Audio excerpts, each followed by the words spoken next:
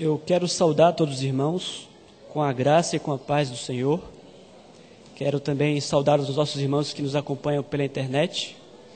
E eu peço licença à igreja para saudar de uma forma especial a minha noiva que está assistindo pela internet. Essa semana ela faz aniversário, né? E, portanto, feliz aniversário, amor. Que Deus abençoe a sua vida, né? Que estejamos lembrando da noiva, do licenciado em suas orações também. Vamos abrir as nossas Bíblias, irmãos. No livro de Atos dos Apóstolos.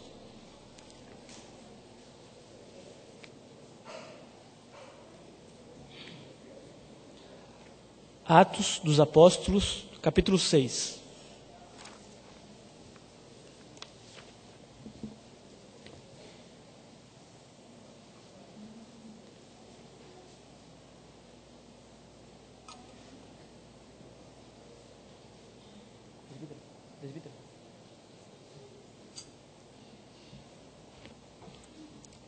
Nos diz assim a palavra: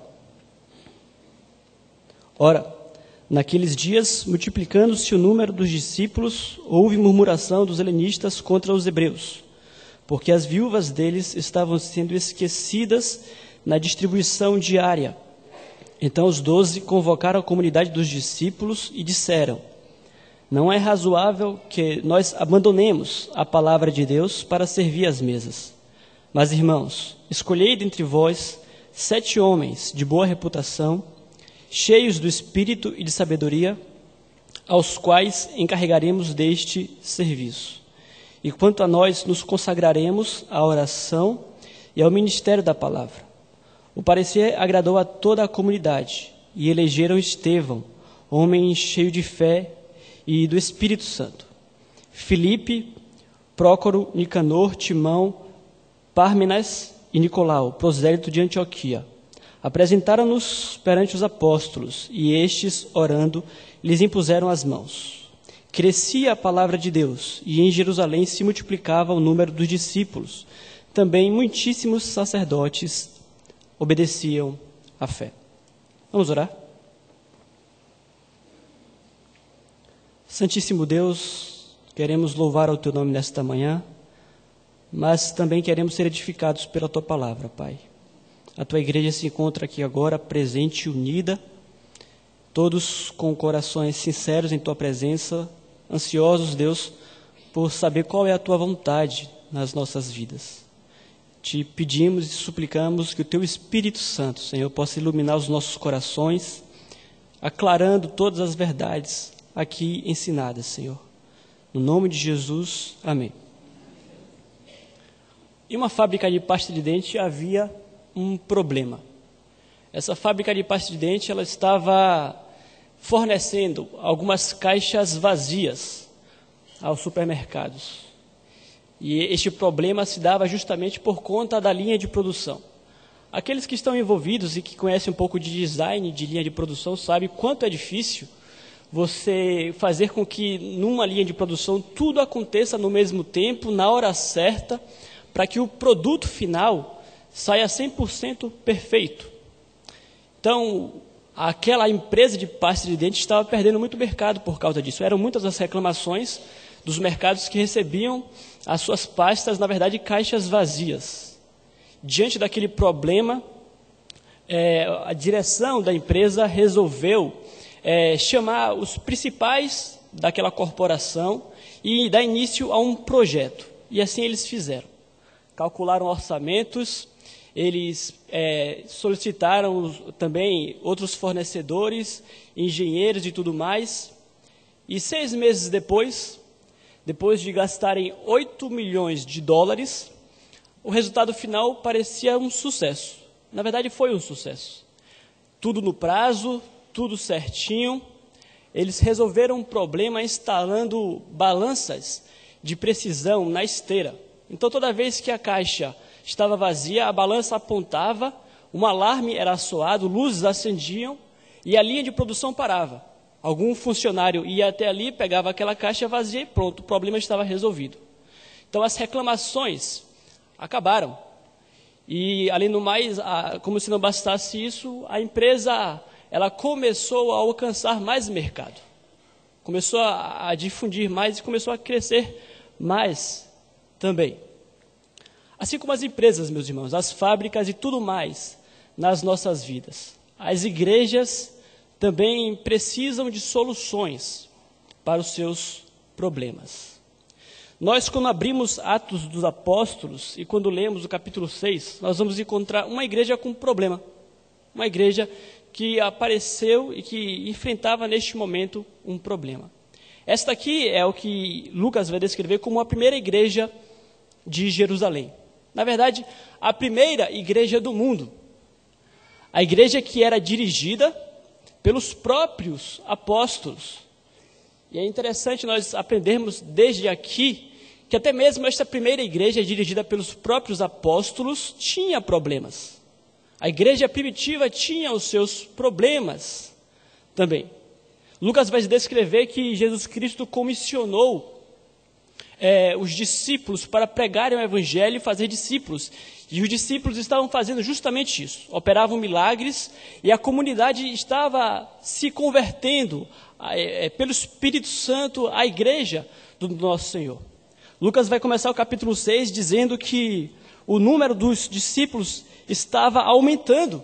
Que bênção! A igreja estava crescendo. Nós podemos ter ideia, pelas palavras do próprio Lucas, que esta igreja aqui de Jerusalém tinha aqui, neste momento, no mínimo, 5.000 convertidos. Então, imagine, os irmãos, uma igreja com 5.000 convertidos. Uma igreja bastante grande. E então surge um problema. Um problema. E qual é o problema?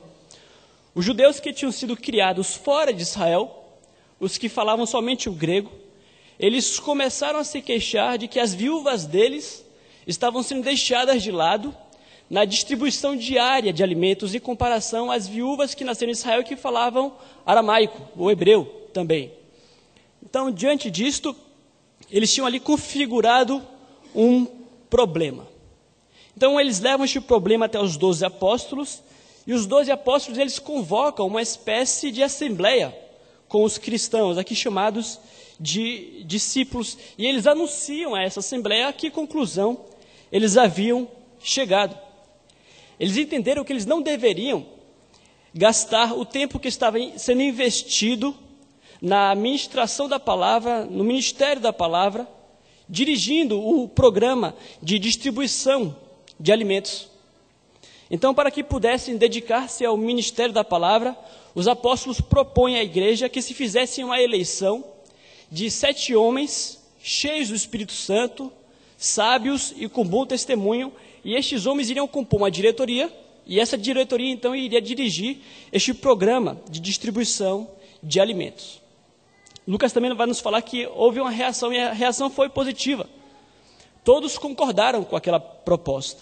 A igreja então elegeu estes 7 homens, os apresentou aos apóstolos, os apóstolos então oraram, impuseram-lhe as mãos, e então eles encaminharam para aquele serviço. E para concluir, Lucas vai dizer que naquele episódio, aquela solução foi um sucesso. Aquela solução foi um sucesso porque a palavra de Deus continuou a se espalhar e muita gente estava se convertendo. Bem, irmãos, nós temos aqui diante de nós um texto que nos traz muitas lições.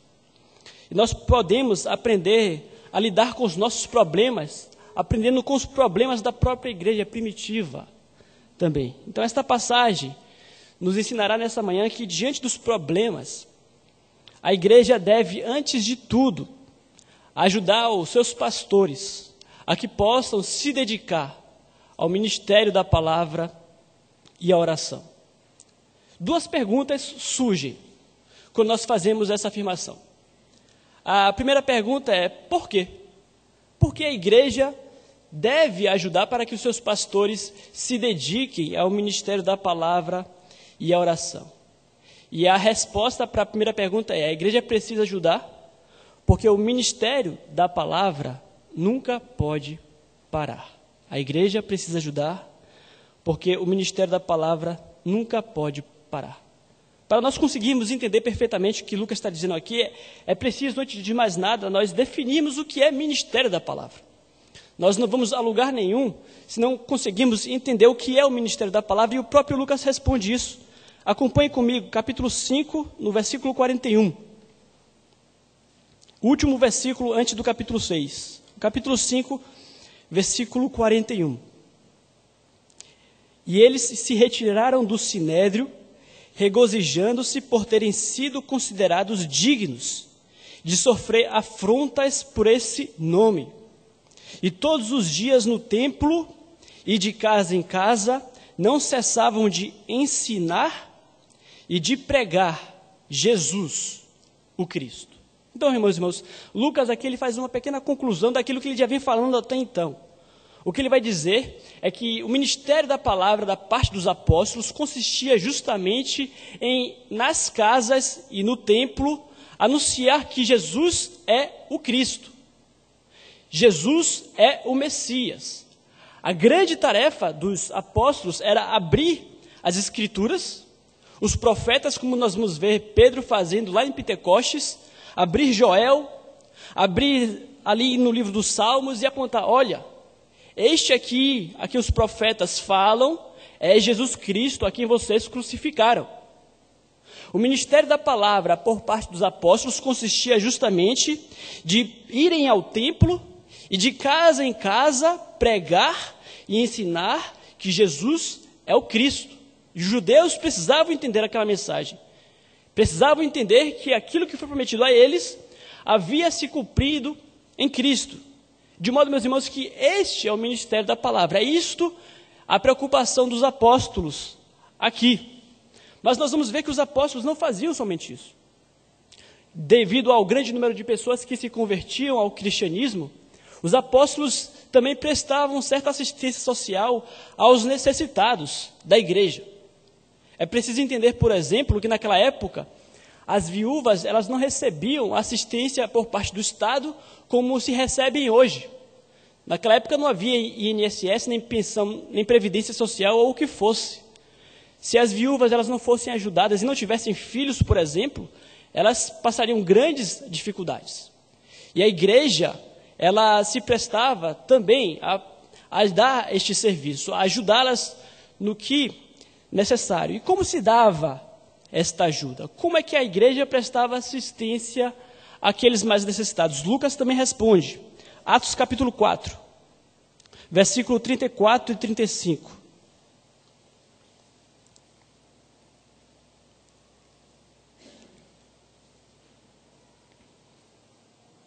Atos capítulo 4, versículo 34 e 35. Pois nenhum necessitado havia entre eles, porquanto os que possuíam terras ou casas, vendendo-as, traziam os valores correspondentes e depositavam aos pés dos apóstolos. E então se distribuía a qualquer um, à medida que alguém tinha necessidade. Então observem, os irmãos, que aqueles que possuíam mais recursos, colocavam este dinheiro onde? Aos pés dos apóstolos. Então, até aquele momento, os apóstolos eles eram grandes responsáveis pelo governo e pela vida da igreja, em todos os sentidos. De modo que, se as viúvas estavam sendo esquecidas, os apóstolos tinham parte na responsabilidade deste esquecimento também. Afinal de contas, eram depositados aos pés deles. Nós podemos aprender muito com isso também, de que até mesmo os apóstolos, eles não possuíam uma memória infalível. Não é porque era Pedro ou João, apóstolo do nosso Senhor Jesus Cristo, que eles possuíam a memória infalível. Então, as queixas, elas tinham a sua razão de ser. As viúvas que falavam grego estavam sendo esquecidas. Então, os apóstolos, eles precisavam solucionar esse problema, porque era a responsabilidade deles também. Então, a grande pergunta, meus irmãos, que surge neste momento, é por que os apóstolos não optaram por suspender alguns estudos bíblicos ou algumas pregações evangelísticas nas casas e nos templos para ajudar as viúvas. Por quê? Não parece muito mais nobre, né, muito mais urgente e até muito mais cristão ajudar uma viúva passando fome? Não parece muito mais lógico ou muito mais importante aos apóstolos suspenderem alguns estudos semanais ou alguns sermões evangelísticos nas casas e nos lares para ajudar viúvas passando fome? A grande verdade, meus irmãos, é que, de fato, precisamos ajudar os que precisam. Mas a ajuda não pode tomar o lugar que a palavra de Deus tem. Nós precisamos entender que sempre vão existir pobres e carentes no nosso meio. E nós devemos ajudar principalmente os domésticos da fé, como nos diz a palavra do Senhor. A igreja precisa e deve ajudar o seu irmão que está passando fome. A igreja precisa e deve ajudar o seu irmão que precisa de um remédio. Devemos fazer isso porque a palavra de Deus nos diz que a fé se evidencia no amor ao próximo. No entanto, por mais importante que isto seja, o que os apóstolos dizem aqui é que isto não pode tomar o lugar que a palavra do Senhor tem. E por que será que o ensino e a pregação são tão importantes assim? A pergunta é, será que os apóstolos, eles não estariam exagerando? Será que eles estariam exagerando em negar a suspensão de alguns estudos simplesmente para ajudar? Será que eles não estariam exagerando? Não, meus irmãos, eles não estavam exagerando. A grande verdade é que eles possuíam uma missão. E a missão deles qual era? Fazer discípulos. O termo missão vem do latim missione, que quer dizer justamente enviar. Nós nos lembramos da palavra de Jesus: assim como o Pai me enviou, eu também vos envio. Lucas capítulo 24, versículo 44 nos diz assim: a seguir Jesus lhe disse: são estas as palavras que eu vos falei, estando ainda convosco. Importava que se cumprisse tudo o que de mim estava escrito na lei e nos profetas e nos salmos. Então lhes abriu o entendimento para que compreendessem, para compreenderem as Escrituras. E lhes disse: assim está escrito que o Cristo havia de padecer e ressuscitar dentre os mortos no terceiro dia, e que em seu nome se pregasse arrependimento para a remissão de pecados de todas as nações, começando de Jerusalém. O mesmo autor que escreve Atos dos Apóstolos é o que escreveu o Evangelho de Lucas. E ele fala justamente isso. Os apóstolos, eles possuíam a missão. Eles foram comissionados pelo próprio Cristo para apresentar Cristo nas Escrituras para o arrependimento de pecados. Os apóstolos possuíam a missão de fazer discípulos. E a grande verdade, meus irmãos, é que dar comida não faz discípulos. Dar remédio não faz discípulos, por mais importante que seja. E os apóstolos, eles sabem disso. É por isso que eles priorizam a palavra e o ministério da palavra do Senhor. É muito interessante porque nós vamos ver nos capítulos anteriores os apóstolos pregando no templo, e eles pregavam no templo a ressurreição dos mortos. Eles ensinavam para o povo que os mortos vão ressuscitar. E nós sabemos que os saduceus, os principais do templo, no Sinédrio, eles eram contra a ressurreição dos mortos. E eles mandam prender Pedro e João. E enquanto estavam presos de madrugada, um anjo vai e abre a prisão. E diz para ele: vão e preguem as palavras de vida. E é muito curioso porque os apóstolos, eles voltam para o templo, para o mesmo lugar onde eles estavam, e continuam pregando a ressurreição dos corpos. Aí os saduceus, eles ficam espantados, procuram os discípulos na cadeia, não os encontram, voltam para o templo, eles estão lá no templo de novo pregando o evangelho, e então mandam prender os discípulos de novo e falam: nós não mandamos e não ameaçamos vocês a não anunciarem mais o evangelho. E eles falam: importa antes obedecer a Deus do que obedecer a homens. Então nós vamos ver, meus irmãos, que os apóstolos, eles estão empenhados nisso. Eles querem pregar a palavra do Senhor e eles sabem que isso não pode parar. Hebreus capítulo 4, versículo 12 irá dizer: porque a palavra de Deus é viva e eficaz, e mais cortante do que qualquer espada de 2 gumes. Penetra até o ponto de dividir alma e espírito. Nada na igreja se compara ao ministério da palavra. Dar comida, dar remédio, não vai dividir a alma, não tem o poder de dividir a alma, o corpo em alma e espírito, como a palavra de Deus tem este poder. É preciso que nós entendamos que aqueles apóstolos sabiam disso. É preciso que nós entendamos que Deus fala através da Bíblia. A Bíblia é a principal ferramenta de comunicação, mediante a qual Deus se dirige aos seus filhos hoje. E vocês sabem do que eu estou falando. Todos aqui sabem do que eu estou falando. Você sabe que o seu coração se enche com um reverente temor quando você sente que Deus te falou por meio da fiel exposição da sua palavra. Você se enche de reverente temor quando você sente que, por meio de um sermão, Deus agarrou pela alma e te confrontou. Os apóstolos sabiam daquilo. Outra pergunta que pode surgir, meus irmãos, é: será que os apóstolos, eles não teriam tempo para fazer as duas coisas? É muito curioso porque eram 12 apóstolos. Era uma igreja que possuíam 12 apóstolos. E será que alguém não poderia perguntar se eles poderiam desempenhar e fazer as duas coisas?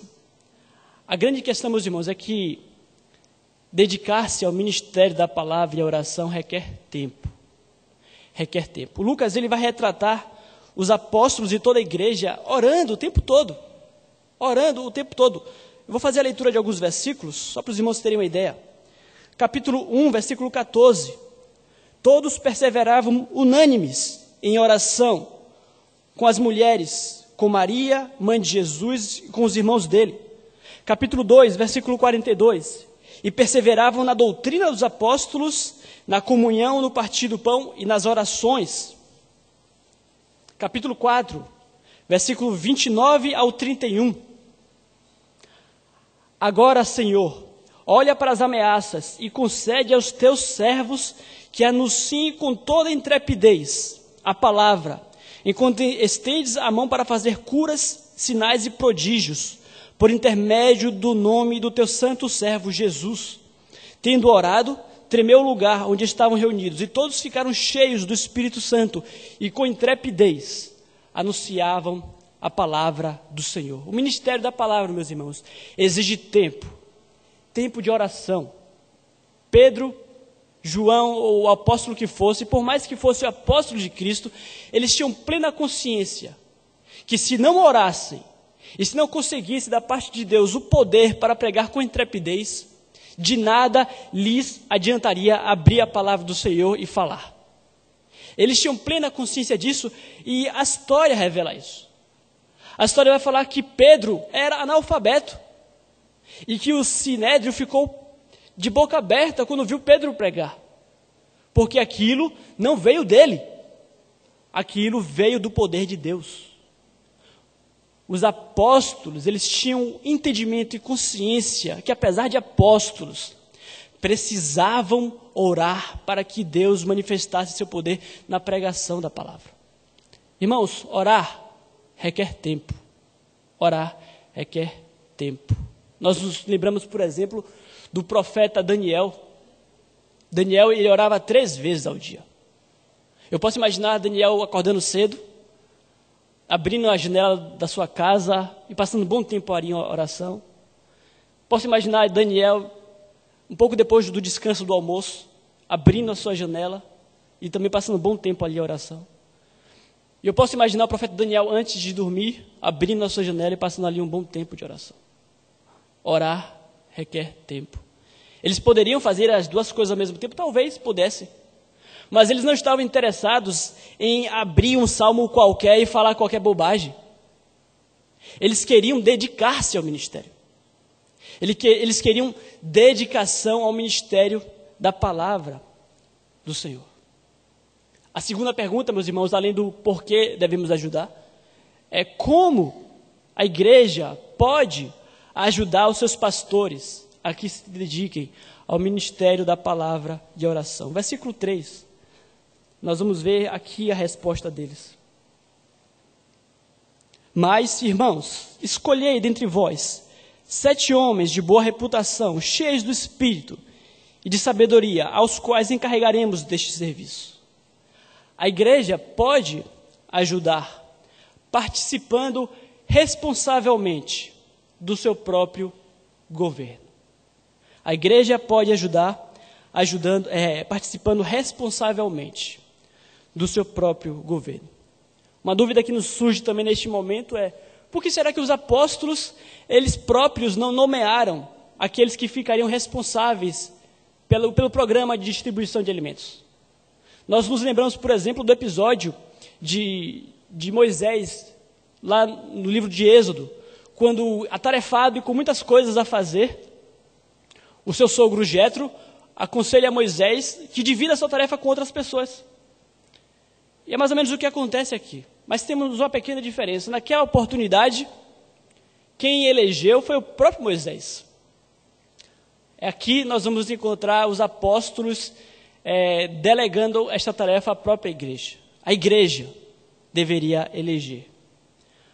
O que nós vamos entender, meus irmãos, é que com a morte e a ressurreição de Cristo, uma nova realidade foi inaugurada. Com a morte e a ressurreição de Cristo, não existe mais na igreja o clero e os leigos. Não existem mais os sacerdotes e os crentes comuns. Com a morte e a ressurreição de Cristo, todos nós somos sacerdotes do nosso Deus. O véu foi rasgado e todos nós temos acesso ao Pai. De modo que a figura que o Novo Testamento nos traz é de que somos um corpo agora, o corpo de Cristo. E um corpo possui diversos membros e cada um com suas funções diferentes. E a imagem que o Novo Testamento nos traz com isso é que todos agora participam do governo da igreja do nosso Senhor. As igrejas episcopais, a igreja católica, por exemplo, não pensa assim. Na igreja católica, por exemplo, os líderes são eleitos pelos próprios bispos e cardeais. Eles são a elite da igreja, a liderança da igreja. Eles são o clero e o resto do povo são os leigos. E há uma disparidade imensa entre eles. Na igreja de Cristo, na fiel e verdadeira igreja de Cristo, não é assim. Todos são responsáveis pelo governo da sua própria igreja. De modo que nós vamos encontrar, por exemplo, na carta de Paulo aos Efésios, uma passagem muito própria. Eu peço aos irmãos que abram para entender o que está escrito aqui. Efésios capítulo 4, versículo 11.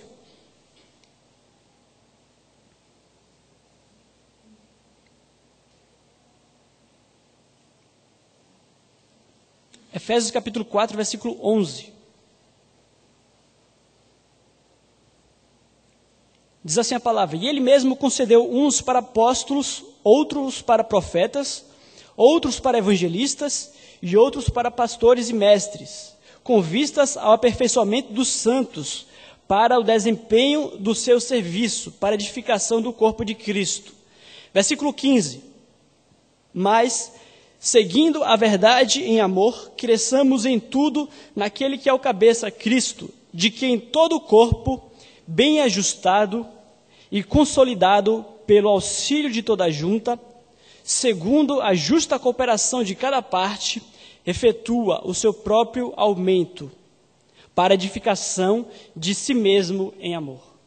Irmãos, a mensagem bíblica é de que a igreja não são os outros.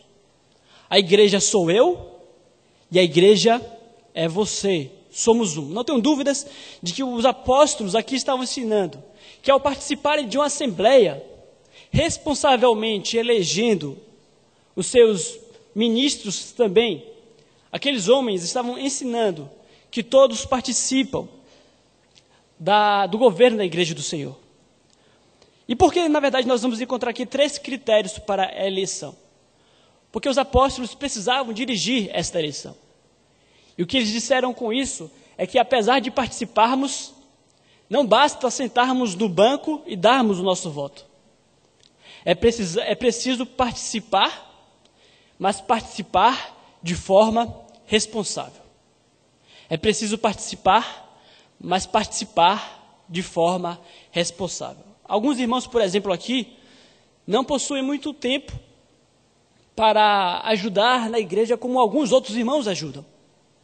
E a ajuda que este irmão pode prestar à igreja, às vezes se resume às assembleias da nossa própria igreja. É só um exemplo. Mas o fato de você receber a responsabilidade de eleger alguém para o serviço da igreja é uma responsabilidade muito grande que pesa sobre você. Você precisa eleger, por exemplo, levando em consideração os critérios que a palavra de Deus diz. A igreja, e muitas igrejas por aí afora, são mal governadas justamente porque pessoas imaturas foram eleitas a cargos, pessoas que foram eleitas unicamente com vistas ao status que o cargo traz, um presidente ou um vice-presidente que no fim das contas passou o ano e não fez coisa alguma. E nós reclamamos disso. Mas nós nos esquecemos que isto passa pelo meu e pelo seu voto. É como a questão do Senado. Se reclamamos dos nossos senadores, dos nossos deputados, nós devemos nos lembrar que reclamamos, mas nós também somos culpados porque votamos neles. Então, o voto, por exemplo, e a participação da Assembleia parece ser uma coisa tão trivial, mas não é. Às vezes, é tudo o que você pode fazer pela igreja, e às vezes você faz de uma forma tão desleixada. O que o apóstolo vai dizer é que todos devem participar. Dentre os critérios que ele fala aqui, é fácil nós entendermos por que é preciso tudo isso. Imagine vocês, por exemplo, um diácono, um presbítero, ou mesmo um pastor que não possui o Espírito Santo. E eleito ao seu cargo. Nós sabemos que aqueles que não possuem o Espírito, ou que ao menos são vazios do Espírito Santo, eles vão trabalhar na carne. É isso que Paulo fala quando escreve aos Gálatas. E quais são os frutos da carne? Egoísmo, idolatria, discórdias, ciúmes, porfias. E aí, sem que você perceba, você elege uma pessoa que muito mais atrapalha do que ajuda. Uma pessoa briguenta, uma pessoa egoísta, uma pessoa invejosa, quando na verdade você deveria eleger e votar numa pessoa cheia do Espírito Santo, uma pessoa amorosa, bondosa, alegre, pacífica, fiel, mansa e com domínio próprio. Então, meus irmãos, quando os apóstolos eles dizem isso, eles falam com a igreja, deixando lições para todos nós. Eu quero concluir dizendo que diante dos problemas da igreja, nós devemos, antes de tudo, ajudar nossos pastores a que se dediquem ao ministério da palavra e oração. Primeiro, porque o ministério da palavra nunca pode parar. Segundo, porque podemos fazer isto participando responsavelmente. Para encerrar, eu queria fazer 3 aplicações disto aqui nas nossas vidas. A primeira delas é que nós hoje não temos apóstolos. Não temos mais apóstolos. Os apóstolos são única e exclusivamente aqueles que foram comissionados pelo próprio Cristo. Nós vamos encontrar os 12 e Paulo, porque Paulo foi comissionado pessoalmente pelo próprio Cristo. Mas apesar de não termos mais apóstolos, nós continuamos possuindo aqueles líderes que foram designados pelo próprio Espírito Santo de Deus. Não somos a igreja primitiva, isso parece um tanto quanto distante de nós, mas o Espírito Santo de Deus continua conduzindo a sua igreja na figura dos seus líderes, dos seus pastores. E assim como os apóstolos, os pastores também precisam de tempo para poder se dedicar ao ministério da palavra e a oração. Você que ora, você sabe o que eu estou falando. Se você ora, você sabe que oração requer tempo. Se a sua lista de oração é extensa, a lista de oração do seu pastor é 10 vezes maior. Se você medita na palavra do Senhor, você sabe que a meditação requer tempo. E se você gasta certo período de tempo meditando num versículo, o seu pastor precisa meditar 10 vezes mais. A responsabilidade de estar aqui falando é muito grande. É a responsabilidade que temos de entender perfeitamente a mensagem da palavra do Senhor em seu contexto e com clareza transmitir isto à igreja do Senhor. E às vezes não é fácil você conseguir entender perfeitamente em seu contexto a mensagem da palavra do Senhor sem distorcê-la. A grande verdade, meus irmãos, é que é um trabalho árduo, é um trabalho suado, é um trabalho difícil. Os seus pastores precisam se dedicar ao ministério da palavra e à oração. A segunda palavra e a segunda aplicação vai à igreja de um modo geral. Se você ama a sua igreja e se você quiser, você com muita facilidade vai conseguir fazer uma lista de problemas que a sua igreja tem. Com muita facilidade, você vai conseguir. É possível que você perceba que alguma coisa na sua igreja está sendo esquecida. É possível que você perceba que alguém está sendo esquecido. É possível que você perceba, ou é possível que você mesmo se sinta alguém esquecido ou esquecida. E a palavra é para o bem da igreja de Cristo. Não fique murmurando pelos cantos, esperando que alguém resolva tudo para você. Há uma verdade que você precisa aprender. Se você não é parte da solução, você é parte do problema. Você é responsável pela sua igreja e a melhor coisa que você faz é trabalhar junto com ela, ajudando ao seu pastor, para que ele se dedique ao ministério da oração e da palavra. E creia que este é o melhor caminho. A terceira e última palavra, meus irmãos, é aqueles que já estão empenhados em ajudar na igreja do Senhor. Às vezes percebendo alguma pendência que já existe aqui no nosso meio. Clarice Lispector tem uma frase muito curiosa. E ela vai dizer: passei a minha vida tentando corrigir os erros que cometi na minha ânsia de acertar. Passei a minha vida tentando corrigir os erros que cometi na minha ânsia de acertar. A verdade, meus irmãos, é que vontade de ajudar não basta. Querer ajudar a igreja não basta. Às vezes, a vontade e muita vontade atrapalha e fazemos tudo errado. É preciso querer ajudar e ajudar da forma correta. Ajudar da forma certa para que não criemos problemas em cima de problemas. Eu fiquei muito feliz, por exemplo, quando eu cheguei aqui em São Paulo e eu percebi que os jovens da nossa igreja estão muito empenhados em evangelizar. Observem. Os jovens, eles perceberam que alguma coisa está faltando, o evangelismo. Vamos evangelizar, certo?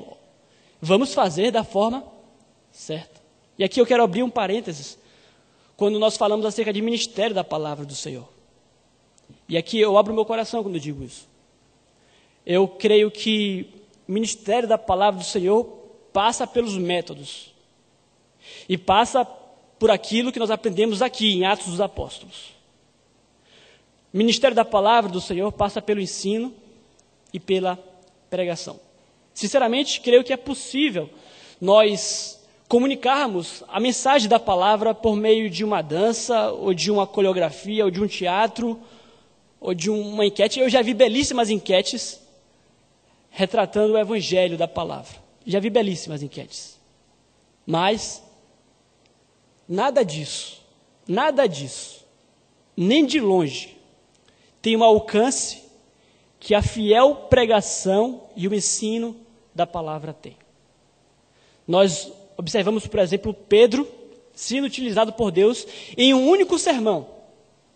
3.000 almas foram convertidas a Cristo. Agora, os irmãos conseguem imaginar este mesmo resultado de uma outra forma? Ou com um outro método?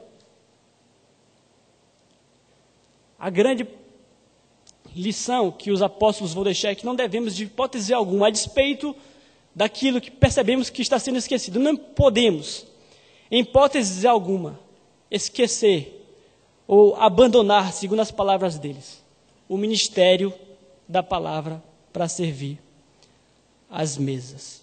Eu quero terminar concluindo a história, só para ilustrarmos. A história da fábrica de pasta de dente.